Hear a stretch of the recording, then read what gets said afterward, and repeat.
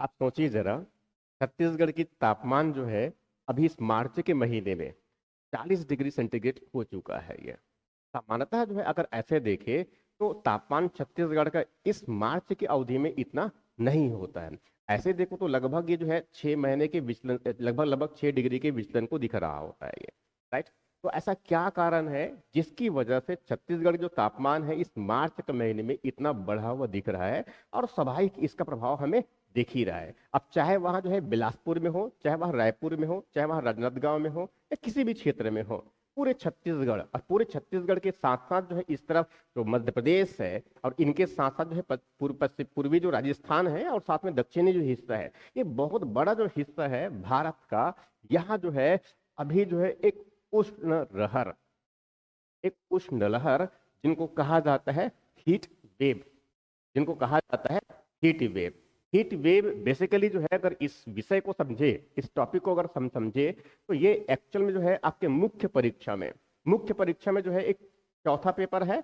और चौथा पेपर में विशेष रूप से जहां पर मैं थर्ड पार्ट की जो बात कर रहा हूं, जिसमें अप्लाइड और बिहेवियर साइंस है, और उसमें जो है विशेष रूप से जो है एक जैव विविधता है हमारे पास में, जैव विविधता का संरक्षण है। और इसके साथ साथ उसमें जो है जो वन वाइल्ड लाइफ जो कॉन्फ्लिक्ट है, वन्य जीव जो संघर्ष है, उससे संबंधित है। इसके अलावा जो है जो पांचवा पेपर है, अब पांचवा पेपर में चाहे वहां इस तरह भारत के परिप्रेक्ष्य में आप देखें जलवायु परिवर्तन के प्रभाव को, या फिर जो है आप पांचवें पेपर के थर्ड पार्ट में छत्तीसगढ़ में जलवायु परिवर्तन का प्रभाव छत्तीसगढ़ के संदर्भ में उनको देखे, तो इस टॉपिक को जो है, इस हीट वेव को जो है हमारे मुख्य परीक्षा सिलेबस में यहाँ यहाँ से आप जोड़ सकते हैं।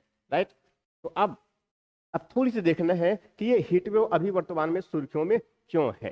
सुर्खियों में ये है, इसका जो बेसिक कारण है कि छत्तीसगढ़ का जो तापमान है मध्य प्रदेश और उस तरफ राजस्थान के साथ साथ जो है तापमान में बहुत तेजी देखी गई है। तेजी देखी गई मतलब ये हुआ कि तापमान में बढ़ोतरी तो हुआ, मगर वो बढ़ोतरी जो है निरंतर बना हुआ है, स्थायी हो गया है। ये लगभग 40 डिग्री के तापमान जो है लगभग मार्च में ऐसा नहीं होता है, मगर उसके बावजूद ये छत्तीसगढ़ की स्थिति है। तो इस तरह की जो है सबसे पहले हम तो यही समझेंगे एक्चुअल में हीट वेव क्या होता है, हीट वेव क्यों उत्पन्न होता है, और उनकी ऐसी कौन सी परिस्थितियां बनती है जिसकी वजह से जो हीट वेव होता है। ये हीट वेव जो है किससे संबंधित है, और यदि वहां संबंधित जलवायु परिवर्तन से है तो जलवायु परिवर्तन एग्जैक्टली है क्या, जलवायु परिवर्तन के प्रभाव क्या होते हैं, और जलवायु परिवर्तन कौन कौन कारणों से होते हैं, और जलवायु परिवर्तन का जो है प्रभाव क्या होगा विशेष रूप से छत्तीसगढ़ के संदर्भ में। राइट। तो इस लेक्चर में जो है लास्ट तक में हम ये सब बातें समझेंगे। मैं जसवंत कुमार, इस बेसिक बातों को हम समझेंगे इसमें। राइट। तो सबसे पहले हम समझते हैं हीट वेव को। वो हीट वेव दरअसल जो है इसको समझने के लिए जो है हमें दो और चीजों को, मतलब पूरी जलवायु के जो बेसिक जो कॉन्सेप्ट है उसको तो हमें समझने की आवश्यकता है ही, वो तो हमें जानना ही है। मगर हालांकि उस पर जलवायु पर मैं क्या होता है, कैसा होता है, भारत की जलवायु, छत्तीसगढ़ जलवायु क्या होता है, मैं इस पर कोई डिस्कस नहीं करने वाला हूँ। मैं सिर्फ मेरा फोकस जो है इस तरफ हीट वेव पर है, और हीट वेव जो है किस प्रकार से छत्तीसगढ़ को प्रभावित करता है उससे संबंधित है। राइट। तो अब उनको अगर ऐसा सोचे एक्चुअल में इस हीट वेव को, वो तो हीट वेव को समझने के लिए हमें जो है थोड़ा सा बेसिक बातों को क्लियर करना पड़ेगा। बेसिक बातों का मतलब ये हुआ कि एक तो आप जरूर जानते हैं कि यहाँ पर जो है इस भूमध्य सागरीय क्षेत्र है, इस पूरे ग्लोब में जो है एक लॉन्ग वेव में जो है एक जो है एक वेव चलता रहता है, एक स्ट्रीम चलता रहता है, जिनको हम कहते हैं जेट स्ट्रीम। क्योंकि ये जो स्ट्रीम की जो दिशा है पश्चिम से पूर्व की तरफ होती है, इसके बेसिस पर इनको कहते हैं हम पश्चिमी जेट स्ट्रीम, जिनको कहते हैं पश्चिमी जो है जेट स्ट्रीम। पश्चिमी जेट स्ट्रीम बेसिकली अगर देखें तो ये एक्चुअल में जो ऊपरी वायुमंडल में 7 से 8 किलोमीटर की ऊंचाई पर जो बहुत तेज गति से चलने वाली जो हवाएं होती है, जो धारा होती है बेसिकली, उसे कहा जाता है जेट स्ट्रीम। अब ये जेट स्ट्रीम जो है इनकी जो स्थिति होती है, जेट स्ट्रीम की जो स्थिति होती है वो दो प्रकार से कह सकते हैं। इनकी स्थिति जो है अगर हम देखें एक्चुअल में, तो जैसे कि अभी जो है मार्च अप्रैल और मई का जो फेज होता है उसमें सामान्यतः इनका जो है उत्थान होता है, सामान्यतः इनका जो है उत्तरायण हो चुका होता है। उत्तरायण का मतलब ये हुआ कि यहाँ जो है ये उत्तरायण का मतलब ये हुआ उत्तरायण का मतलब ये हुआ कि सामान्यतः यहाँ जो है उस हिमालय के उस पार चला जाता है। उत्तरायण का मतलब ये हुआ कि यहाँ जो है हिमालय के उस पार चला जाता है। इसके मतलब कब की बात कर रहा हूं मैं, लगभग जो है मार्च से अप्रैल और मई तक की बात कर रहा हूं, जिस समय यहाँ पर मानसून की ग्रीष्म की परिस्थितियां बनती है उस समय, राइट। दक्षिणायन जो है, इस जेट स्ट्रीम का दक्षिणायन जो है वो बेसिकली जो है वो सूर्य और इन सब में जिस समय जो परिवर्तन आता है उनके बेसिस पर इनका दक्षिणायन जो होता है, तब जब वह हिमालय जो है दो भागों में बांट देता है। हिमालय जो है जब दो भागों में बांट देता है तो एक एक धारा जेट स्ट्रीम की इस तरफ इंडिया में आ जाता है गंगा के मैदानी क्षेत्र में, और एक धारा जो है उस हिमालय के उस पार चला जाता है। ये इस प्रकार से अगर देखें तो जेट स्ट्रीम जो है समानता इस प्रकार से उनका फ्लो होता है ये। मगर इसके साथ साथ दूसरी और जो संकल्पना एक जुड़ी होती है वहां जरूर सुने होंगे आपने, वहां है वेस्टर्न डिस्टरबेंस का, वहां है वेस्टर्न डिस्टरबेंस का, वेस्टर्न डिस्टरबेंस का। वेस्टर्न डिस्टरबेंस जिनको सामान्य भाषा में एक सुने हो शब्द आपने जो है पश्चिमी विक्षोभ, वहां क्या है पश्चिमी विक्षोभ, वहां क्या है पश्चिमी विक्षोभ, वेस्टर्न डिस्टर्बेंस। अब ये वेस्टर्न डिस्टर्बेंस ऐसा हुआ समझ लो कि इसी के साथ में जेट स्ट्रीम के साथ में जो हवाएं आई और उन्होंने जो है इस उत्तर पश्चिमी क्षेत्र भारत का जो वहां की जलवायु जो है उस प्रकार का समर्थन नहीं था, वहां का मौसम वैसा नहीं था, मगर फिर भी उसने वहां के मौसम को पश्चिम से आया और डिस्टर्ब कर दिया। इसके बेसिस पर इनको कहते हैं पश्चिमी विक्षोभ या वेस्टर्न डिस्टर्बेंस, राइट। मगर केवल इतनी ही समझने से आप हीट वेव को नहीं समझ पाएंगे, एक और बातें जो है आपको समझनी पड़ेंगी। वहां है एक्चुअल में इस जेट स्ट्रीम के साथ क्योंकि जो ऊपरी वायुमंडल की धाराएं होती हैं और ऊपरी वायुमंडल की धाराएं होने की वजह से ऊपरी वायुमंडल की जो हवाओं को जो है वो अपने साथ में फ्लो करते हुए लेते चली जाती, अपने साथ बहाकर लेके चली जाती है। इसका मतलब ये हुआ कि इस जेट स्ट्रीम में जो है, इस स्ट्रीम में जो है ऊपरी वायुमंडल पर जो है एक हवाएं बह रही है, ठीक, एक हवाएं बह रही है जिसमें दाब अधिक है, जिसमें क्या है दाब अधिक है। इसका मतलब बहुत बेसिक ये समझना है कि यहाँ जो ऊपरी वायुमंडल में, इस ऊपरी वायुमंडल में जो एक जो फ्लो है वो एक जो फ्लो है हवाओं का वहां कैसा है, एक हाई प्रेशर वाला होता है। ये यहाँ पर क्या है एक हाई प्रेशर, वो जेट स्ट्रीम के साथ की बात कर रहा हूं मगर चूंकि आपकी जो स्थिति है इंडिया की और विशेष रूप से हम छत्तीसगढ़ के परिप्रेक्ष्य में अगर बात करें तो क्योंकि अब सूर्य का जो है उत्तरायण हो रहा है और सूर्य के उत्तरायण के साथ साथ जो है धीरे धीरे जो है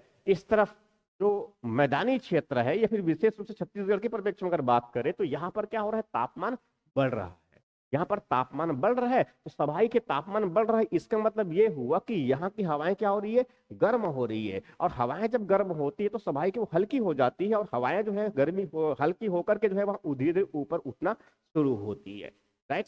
तो इस प्रकार से अगर देखें तो छत्तीसगढ़ में जो हवाएं हैं वह गर्म होकर जो थोड़ा ऊपर उठ रही है, ऊपर उठ रही है। इसका मतलब यह है कि हवाएं जो है नीचे से कहां पर जा रही है, ऊपर की तरफ जा रही है। नीचे जो है लो प्रेशर है मगर दुर्भाग्य से जो है इस तरफ अभी की जो परिस्थितियां है, अभी की जो परिस्थितियां हैं वहां पर ऊपर में मतलब जो इस सरफेस के ऊपर, इस धरातल के ऊपर, धरातल में तापमान अधिक हुआ, यहाँ की हवाएं गर्म होकर ऊपर उठ रही है मगर यहाँ पर एक बैरियर के रूप में, यहाँ पर एक बैरियर के रूप में जस्ट ऊपर, जस्ट 3 किलोमीटर की ऊंचाई पर एक बहुत ही जो है एक उच्च दाब वाला जो है पूरा एक वायु का क्षेत्र वायु से घिरा हुआ है। इसीलिए जो है ये जो नीचे का जो गर्म वायु है, नीचे का जो तप्त वायु है, जो गर्म हीट वायु है वो एक्चुअल में ऊपर की तरफ फ्लो नहीं हो पा रहा है। इसी वजह से जो है वो धरातल की जो तापमान है उनको लगातार बढ़ाते जा रहा है, बढ़ाते जा रहा है, और तापमान दिन में भी लगभग 40 डिग्री के आसपास और रात में भी अगर देखें तो बहुत अधिक कोई फर्क नहीं आता है। तो इस तरह की जो स्थिति होती है उसी स्थिति को कहा जाता है हीट वेव की स्थिति। तो अभी जो है छत्तीसगढ़ मध्य प्रदेश का हिस्सा, छत्तीसगढ़ मध्य प्रदेश का हिस्सा, राजस्थान का जो है जो दक्षिणी और जो दक्षिण पूर्वी जो हिस्सा है और यहाँ तक गुजरात का जो ऊपरी हिस्सा है ये पूरी तरह से जो हीट वेव के प्रभाव में है। अब ये तो ही हुआ हीट वेव। अब एक्चुअल में हीट वेव जिनका संबंध, अब ये एक्चुअल में एक प्रकार से कह सकते हैं कि चरम जलवायु है।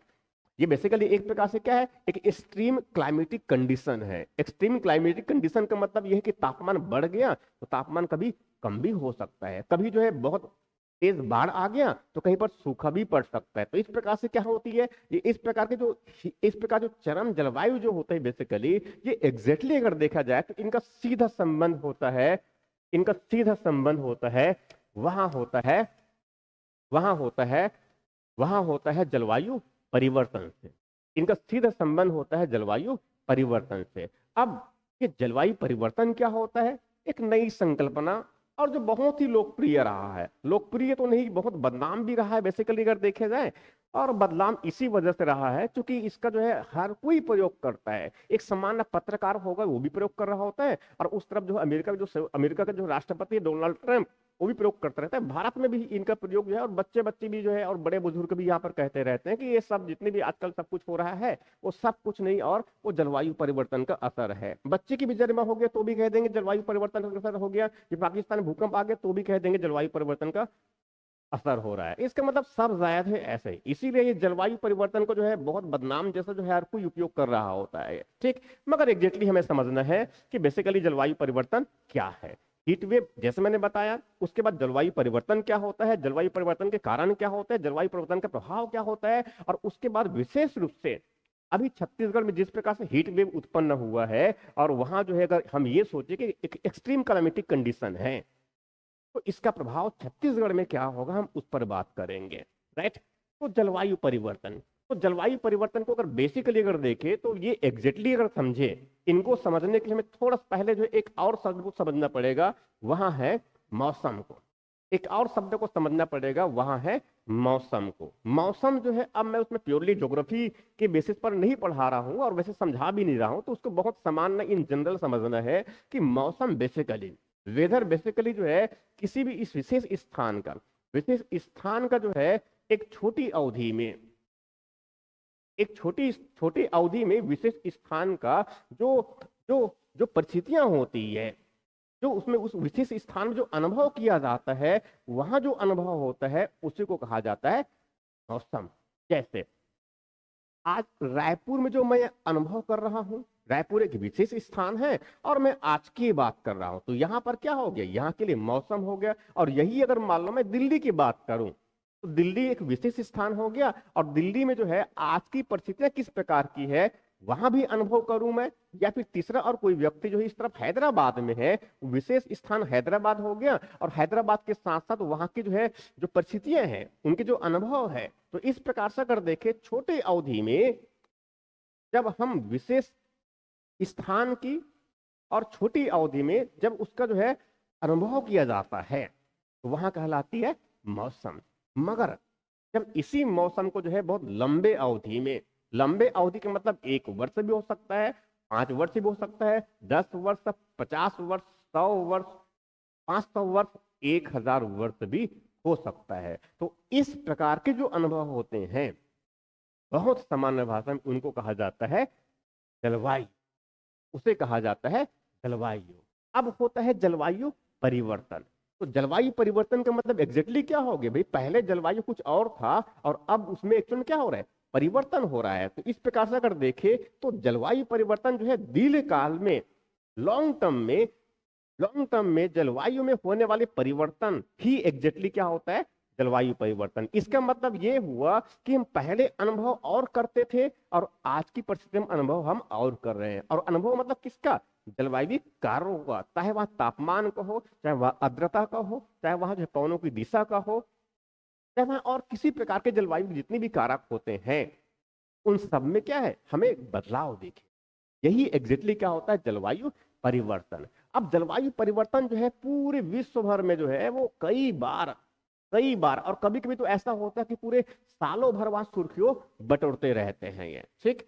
अब उसके बाद एक बहुत महत्वपूर्ण होता है, वहां है जलवायु परिवर्तन का, जलवायु परिवर्तन के कारक, जलवायु परिवर्तन के कारक। जलवायु परिवर्तन के कारण का मतलब ये है कि वो कौन कौन से बेसिक रीजन हैं जो क्लाइमेट चेंज के लिए जिम्मेदार है।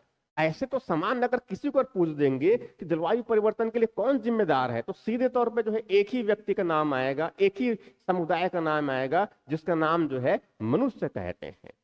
जलवायु परिवर्तन के जिम्मेदार कौन है, मनुष्य को कहेगा। और विशेष रूप से उसमें भी आप बात करेंगे कौन लोग, कौन मनुष्य, तब कह देंगे पश्चिम ही जिम्मेदार है।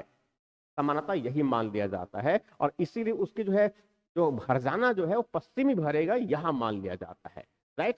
मगर जो है, मगर इनको ऐसा समझा जाए, मगर इनको अगर ऐसा समझा जाए, इनको थोड़ा होलिस्टिक वे में अगर समझें कि जलवायु परिवर्तन का जो कारण है ये, हीट वेव की परिप्रेक्ष्य में सब कुछ देख रहे हैं, तो उसमें एक क्या होता है, एक ब्रह्मांडी कारण होता है और दूसरा जो है पृथ्वी से संबंधित कारण होता है। इसको थोड़ा सा लार्ज स्केल में अगर देखेंगे तो जलवायु परिवर्तन के जो है दो कारक होते हैं, एक ब्रह्मांडी कारक और दूसरा जो होता है पृथ्वी से संबंधित कारक। ब्रह्मांडी कारक का मतलब ये है जहां पर इंसान का कोई हाथ नहीं है, उनका कोई हस्तक्षेप नहीं है, वो ब्रह्मांड ऑटोमेटिकली स्वतः रूप से करता रहता है, अब इंसान चाहे तो भी और इंसान नहीं चाहे तो भी, राइट।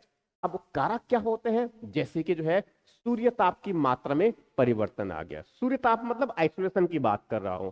पृथ्वी जो है जो तापमान जो प्राप्त करता है उसकी मात्रा में ही अगर परिवर्तन आ गया, किसी भी कारण से आ सकता है, सूर्य में चीख धधक रहा है, हाइड्रोजन और हाइड्रोजन हाइड्रोजन जल रहा है, ठीक है, उसमें हीलियम बन रहा है, उसमें बड़ी मात्रा में ऊर्जा का जो है उत्सर्जन हो रहा है, उसमें सोलर स्पॉट भी है, ठीक है। तो ऐसे कई तरह के कारण हो सकते हैं किसी वजह से भी। अब किसी वजह से भी जो है वो सूर्य की जो किरणें हम तक जो पहुंच रही है आइसोलेशन के रूप में, वहां किसी भी वजह से बीच में अगर कोई बैरियर आ गया, कोई बाधा उत्पन्न हो गया, कहीं पता चला कि ब्रह्मांडी बहुत से उसमें बहुत से डस्ट आ गया, किसी वजह से भी हो, कोई भी कारण हो, तो भाई को आइसोलेशन की मात्रा क्या होगा, पृथ्वी में कम हो जाएगा। और ऐसी स्थिति उत्पन्न हुआ तो पृथ्वी क्या है, एक प्रकार से जो है हिमयुग के गर्त में चले जाएगा।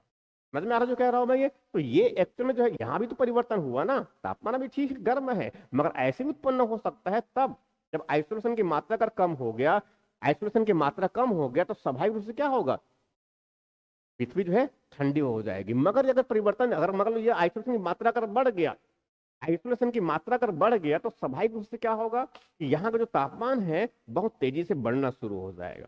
यहाँ का जो तापमान है बहुत तेजी से बढ़ना शुरू हो जाएगा और एक प्रकार से जो है ग्लोब हमारा वार्म होना शुरू हो जाएगा, जिनको हम कहते हैं ग्लोबल वार्मिंग, राइट। इस तरह से क्या है, सूर्यताप की मात्रा में परिवर्तन आए तब की गतिविधि है।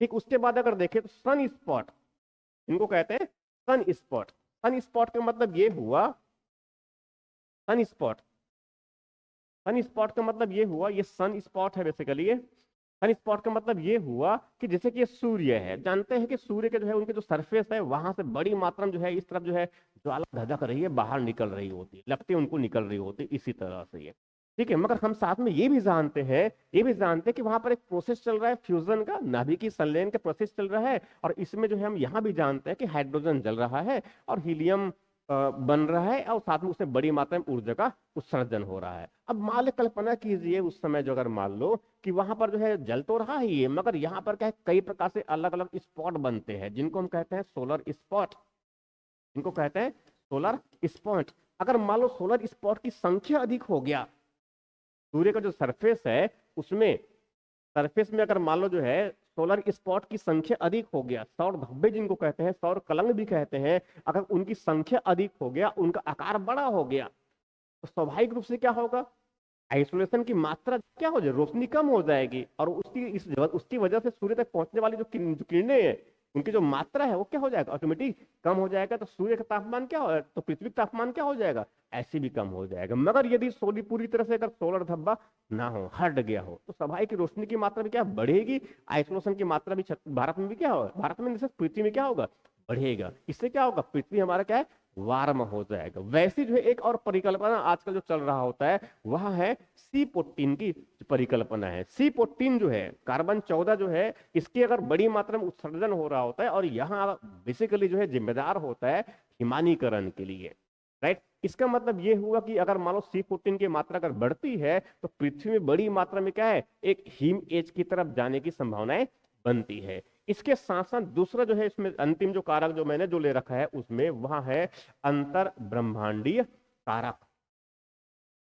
अंतर ब्रह्मांडीय कारक, अंतर ब्रह्मांडीय कारक का मतलब ये हुआ कि ब्रह्मांड में, ठीक है, जैसे सूर्य है और पृथ्वी, चलो इसको ऐसा समझे, तो सूर्य और पृथ्वी के बीच में अगर मान लो बहुत सारे जो है कई उसमें, ठीक है, थोड़ा थोड़ा पिंड है, कई जो है उसमें कॉस्मोसिक पिंड है जिनको हम उल्का पिंड कह देते हैं, और कई प्रकार के ऐसे पिंड है छोटे बड़े बहुत सारे, तो उसमें बहुत बड़ी मात्रा में जो डस्ट पार्टिकल भी होते हैं, धूलकण भी होते हैं। अब कल्पना कीजिए कि धूलकण की मात्रा अगर बढ़ गया, पृथ्वी के जो वायुमंडल है, पृथ्वी के जो सरफेस है और उस तरफ अगर देखें सूर्य, दोनों के बीच में अगर मान लो जो है डस्ट की मात्रा बढ़ गया, डस्ट की मात्रा अगर बढ़ गई, इसका मतलब ये हुआ कि सूर्य से प्रकाश तो आता है पृथ्वी तक, उसकी मात्रा क्या हो जाएगी, पृथ्वी तक पहुंचने की मात्रा क्या हो जाएगी, कम हो जाएगी। क्यों? क्योंकि बीच में वहां पर क्या हो गया, एक अवरोध के रूप में काम कर रहा है। तो स्वाभाविक है ऐसी स्थिति में भी क्या होगा, ऐसी स्थिति में क्या होगा, पृथ्वी में तापमान की मात्रा क्या है, कम हो जाएगी। और बिल्कुल साफ अगर है, इसका मतलब सीधे तौर पे प्रकाश कहां पर आएगा, रोशनी कहां पर आएगा, पृथ्वी में आएगा, और वहां जो पृथ्वी को वार्म करेगा। इसे बोलते हैं ग्लोबल वार्मिंग। तो जलवायु परिवर्तन के मुख्य कारक अगर देखें तो इनको मोटी मोटी बातों में जो है ये चार मुख्य बातें, ऐसा और भी कई है मगर कुछ मोटी बातों को समझने के लिए, ठीक। इसके बाद दूसरा जो हिस्सा, यहां से अगर हम अगर देखें, यहां से अगर हम आगे देखें, यहां से हम आगे देखें तो वहां है पृथ्वी की सतह से संबंधित या पृथ्वी संबंधी कारक है बेसिकली। पृथ्वी संबंधी कारक का मतलब यह है इनका संबंध जो है उस कॉस्मोसिक वाले से, कॉस्मोस से नहीं है, इनका संबंध किससे है, पृथ्वी से संबंधित है। अब पृथ्वी से संबंधित का मतलब ये समझ लीजिए जैसे कि पृथ्वी के वायुमंडल में बदलाव। पृथ्वी के वायुमंडल का मतलब पृथ्वी के जो है जो एटमॉस्फेरिक स्ट्रक्चर है, जिनमें सबसे अधिक मात्रा में इसमें नाइट्रोजन है, उसके बाद फिर उसमें चलो बहुत बड़ी अच्छी खासा मात्रा में ऑक्सीजन भी है। मैं फैक्चुअल पर नहीं जा रहा हूं मैं, ठीक है। उसके बाद फिर इसी क्रम में अगर देखें तो कार्बन डाइऑक्साइड की मात्रा बहुत है, बहुत कम, बहुत कम का मतलब 0.3% के आसपास है, ठीक है। मगर ये तो अभी वर्तमान में स्थिति है, ये वर्तमान में इस प्रकार की संरचना है। मगर कल्पना कीजिए ये तो अभी कई लाखों वर्षों में डेवलप हुआ है ना, कई लाखों करोड़ों वर्षों में इस प्रकार की जलवायु जो है, ऐसी स्थिति हुई है हमारे पास में। मगर ऐसा भी तो बहुत पहले हुआ करता था कि यहाँ पर वर्तमान जो जलवायु में जिसमें कार्बन डाइऑक्साइड की मात्रा इतनी कम है, कभी वहां जो है, कभी वहां मतलब कब की बात करूं, एग्जाम्पल अगर हम समझे तो क्रिटेशियस फेज हुआ करता था, जिस समय बहुत बड़ी मात्रा में क्रिटेशियस फेज के जो है अंतिम जो चरण थे, उसमें बड़ी मात्रा में पृथ्वी में जलवायु पर, पृथ्वी में ज्वालामुखी उत्पन्न हुआ, और ज्वालामुखी उत्पन्न होने की वजह से जो है इतनी बड़ी मात्रा में जो है, इतनी बड़ी मात्रा में धूल निकला, कई प्रकार के गैस निकले, जिसकी वजह से जो है पृथ्वी चारों तरफ से जो है एक प्रकार से डस्ट से ढक गया है। पृथ्वी में जो है जो तापमान आए थे वो यहां से वापस ही नहीं जा पाए। पृथ्वी एक प्रकार से क्या हो रहा है, कार्बन डाइऑक्साइड की मात्रा की है लगातार बढ़ती चली गई, बढ़ती चली गई, इतनी अधिक बढ़ गई कि यहाँ का टेम्परेचर ऐसा लग रहा है कि पृथ्वी क्या है, धधक रहा है। और उसी समय एक जीव हुआ करता था उसी क्रिटेशियस के फेज में, जिनको आप जानते हैं डायनासोरस के रूप में। और डायनासोरस लुप्त इसीलिए हो गया तापमान के बढ़ने की वजह से, ठीक है। स्वाभाविक इस प्रकार से अगर मान लो तापमान अगर बढ़ता चला गया तो इंसान भी क्या है, लुप्त प्राय की श्रेणी में होगा, राइट। तो इस प्रकार से क्या है, पृथ्वी के वायुमंडल की संरचना में अगर बदलाव आ जाता है तो वहां भी जो है सीधे तौर पे क्या हो, जलवायु परिवर्तन के कारण हो सकते हैं। उसके बाद जो है समुद्र में बदलाव आया। अब समुद्र के बदलाव का मतलब ये हुआ, कल्पना कीजिए कि वर्तमान में, ठीक है, हम कहते हैं कि उसमें 71% पूरे क्षेत्र पर जो है पानी ही पानी है, समुद्र ही समुद्र है, हम ये कह देते हैं, राइट। मगर अब कल्पना कीजिए कभी जो है वो समुद्र में जितना भी पानी है वो थोड़ा सा नीचे चला गया, नीचे चला गया मतलब समुद्र का अवतलन हो गया। तो स्वाभाविक उससे क्या होगा, जो समुद्री तटीय क्षेत्र है उसकी मात्रा तो बढ़ जाएगी, मगर एक्चुअल में समुद्र में पानी की मात्रा क्या हो गया, कम हो गया। और समुद्र में पानी की अगर मात्रा कम हुआ, इसका मतलब ये हुआ कि वाष्पोत्सर्जन की जो मात्रा है वो ऑटोमेटिकली क्या हो जाएगा, कम हो जाएगा। और वाष्पोत्सर्जन की मात्रा कम हुआ, इसका मतलब समझ सकते हैं कि पृथ्वी की स्थिति क्या होगी और वहां पर जीवन की स्थिति क्या होगी। मतलब यह है कि समुद्र का अगर मान लो जो है अवतलन हो जाता है, समुद्र अवतलन का मतलब पानी जो है नीचे चला जाता है समुद्र का, तो वहां भी समस्या। और मान लो जो है उनका एक्सपेंशन हो गया, तो एक तो एक्सपेंशन हो गया, इसका मतलब एक समुद्र का जो है विस्तार हो गया, तो विस्तार हो गया तो भी क्या होगा, तो भी समस्या हमारे पास में है। तो एग्जैक्टली अगर देखें तो ये सब सीधे तौर पर किससे जुड़ा होता है, ये जो है समुद्र की बदलाव से जुड़ा होता है। एक है पार्थिव भूगोल में परिवर्तन। पार्थिव भूगोल का मतलब ये हुआ, जैसे कि हम जानते ही हैं कि बहुत पहले एक संकल्पना पढ़े होंगे आप लोगों ने, महाद्वीपीय विस्थापन का सिद्धांत। ये वेगनर ने दिया हुआ था बहुत पहले, ठीक है। उसने दिया हुआ था कि वर्तमान में पृथ्वी में जो है, जो एक्चुअल में इसमें अलग अलग महाद्वीप और जो महासागरों की जो स्थिति है वर्तमान में, ये पहले ऐसा नहीं हुआ करता था। करोड़ों वर्ष पहले जो है पूरे जो जो जो बड़ा जो महाद्वीप हम जिनको कहते हैं, जो वर्तमान में 7 महाद्वीप कहते हैं, वो एक्चुअल में दक्षिण गोलार्ध के पास में हुआ करता था, पेंजिया के रूप में हुआ करता था। और पूरी महासागर जो है वो ग्रेट महासागर के रूप में, एक पेंथलासा के रूप में हुआ करता था। उन सबको अगर छोड़ भी दे इनकेस, तो कम से कम भारत के बारे में तो हम जरूर जानते हैं कि भारत पहले जो है दक्षिणी ध्रुव के पास हुआ करता था, और धीरे धीरे मूव करते हुए, बहुत मूव करते हुए, स्लोली बट स्लोली चलते हुए वहां कहां तक पहुंच गया, इक्वेटर को क्रॉस करते करते, विषुवत रेखा को पार करते करते हुए कहां पहुंच गया, जाकर एक बड़ा पेड़ से टकराया धड़ाम से, यूरेशिया से, और वहां पर सीधा अंदर घुस गया। बन गया क्या, तेथिस सागर के पूरे जितने भी अवसाद थे वो सब के सब कहां पर हो गए, हिमालय के रूप में ऊपर उठ गया। तो बेसिकली क्या हुआ, इसने पृथ्वी की जो संरचना है, पृथ्वी के धरातल के जो स्ट्रक्चर, उसको क्या किया, बदलाव कर दिया। तो भाई अगर ऐसी भी स्थिति होता है तो भी तो बड़ी मात्रा में परिवर्तन होता है।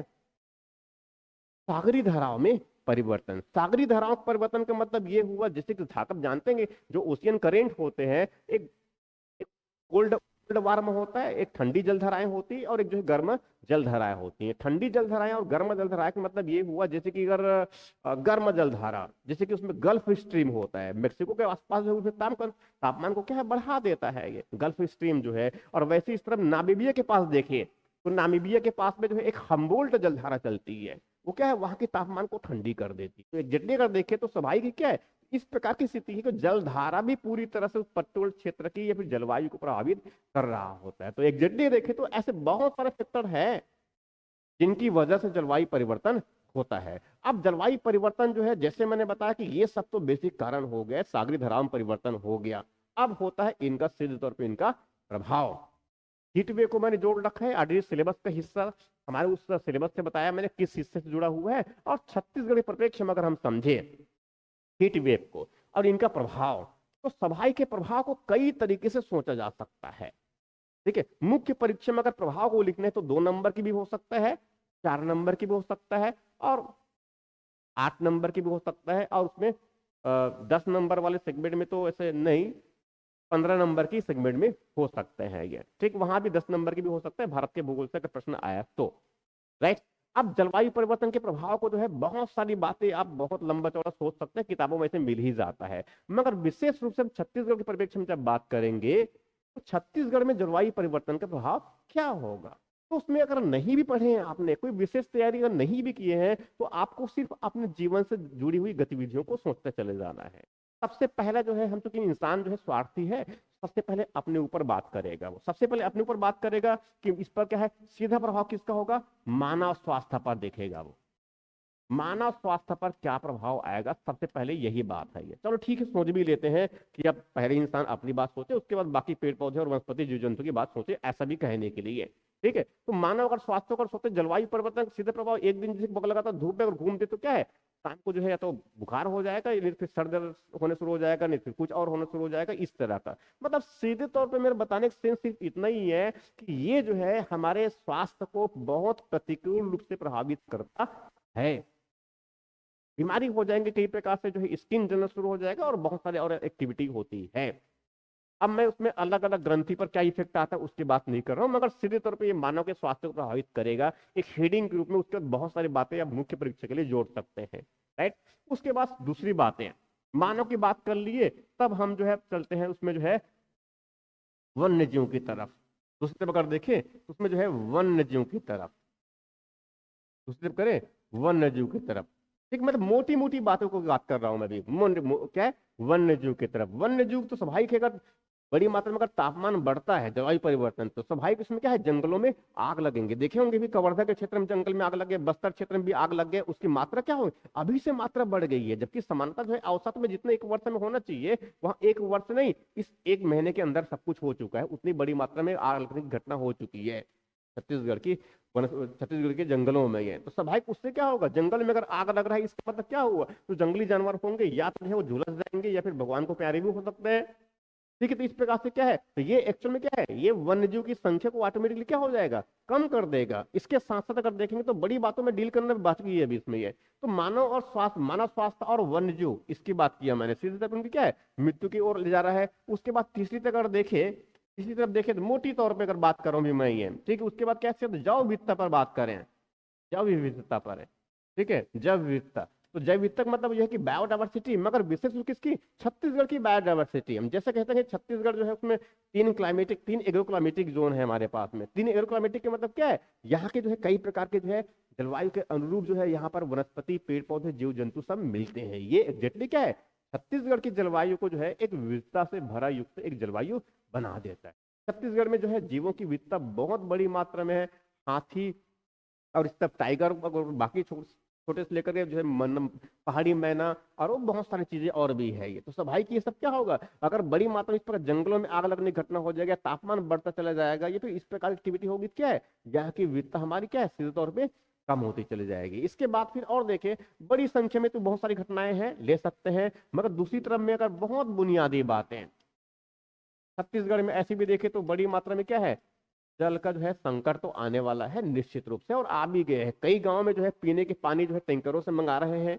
इसका मतलब ये हुआ कि वहां पर जो है नदियां नाला सूख गए हैं और वाटर टेबल बहुत नीचे जा चुका है, और अब जो है सीधे तौर पे जो है पानी को भी कुछ दिन बाद में, बाकी तो नगरों में और शहरों में तो पीकर खरीद कर पीते ही है, हो सकता है गांव भी जो है इस प्रकार से पानी को खरीद कर पीने शुरू कर दे। ये स्थिति आने वाली। इसका मतलब ये कि अगर इंसान ठीक प्रकार से नहीं छत्तीसगढ़ के लोग अगर वो नदी नाले को और वो उसको बचाने के लिए नहीं गए, इसका मतलब क्या होगा, जल संकट जो है सीधे तौर पर दस्तक दे चुका है, तो हमें उनको लिए तैयार रहने की आवश्यकता है। ये सीधे तौर पर संकट किसका है, जलवायु परिवर्तन की इफेक्ट है। नदी नाले, महानदी, शिवनाथ और बाकी जितने भी छोटे बड़े नदियां सब कुछ लगभग क्या है सुखी रहे, तो क्या है वाटर टेबल कम कर देगा और बहुत सारी परिस्थिति उससे किस प्रकार स्थिति हुई समझ सकते हैं ये।